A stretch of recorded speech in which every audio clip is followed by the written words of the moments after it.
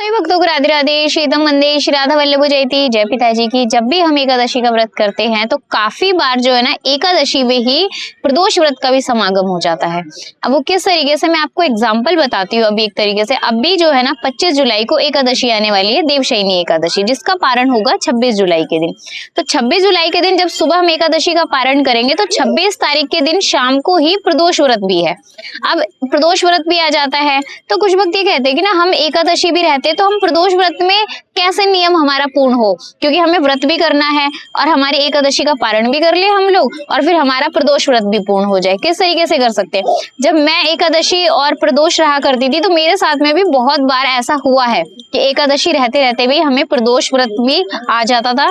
तो हम कैसे मैनेज करते थे? हमें पंडित जी से पूछा इसका समाधान, क्योंकि जो मतलब कि वेद ज्ञानी पंडित जी होते हैं उन्हें इन चीजों के पास सारी चीजों के समाधान होते हैं जो हमें शास्त्रार्थ के माध्यम से हमें बता देते हैं।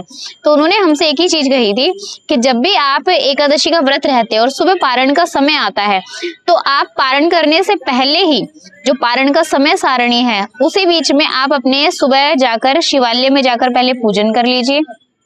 पूजन से करके आप अपनी जितनी भी पूजा है शिवालय में जाकर, मंदिर जाकर वो पूजा अपनी पूर्ण कीजिए सुबह शिव जी की। जब वो पूजा पूर्ण हो जाए उसके बाद आप घर आकर जो है ना एक दाना चावल का पाने से पहले पिताजी से यानी कि शिवजी महाराज से प्रार्थना कीजिए कि प्रभु हम जो है ना एकादशी व्रत जो है ना हमें पूर्ण करना है और हम जो है ना अपना जो प्रदोष व्रत है उसको भी हम अपना पूर्ण करना चाहते हैं, लेकिन दोनों के समागम की वजह से जो है ना एकादशी और प्रदोष व्रत के समागम की वजह से हम अपना एकादशी व्रत का एक चावल मतलब कि पाकर उसके बाद में हम अन्न नहीं पाएंगे। आप हमारे एकादशी व्रत के बाद में प्रदोष व्रत को भी पूर्ण समझिएगा, यानी कि हम इसके बाद में प्रदोष व्रत भी आगे बढ़ाएंगे, यानी कि आगे कंटिन्यू रखेंगे और एकादशी का आपको सिर्फ एक चावल पाना है और उसके बाद में आप जो है ना पूरे दिन फिर अपना प्रदोष व्रत रहिए। शाम को प्रदोष व्रत की पूजन कीजिए, फिर शाम को आप जो भी प्रदोष व्रत में पाते हो अन्न वो आप पा सकते हो।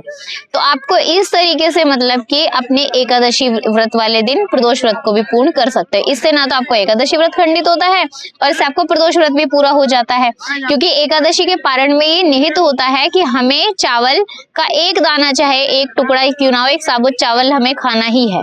तो चावल आप एक दाना पाइए और इस तरीके से अपना व्रत पूर्ण कर सकते हो। सभी को राधे राधे। श्री हितम वंदे श्री राधा वल्लभ जयती। जय पिताजी की।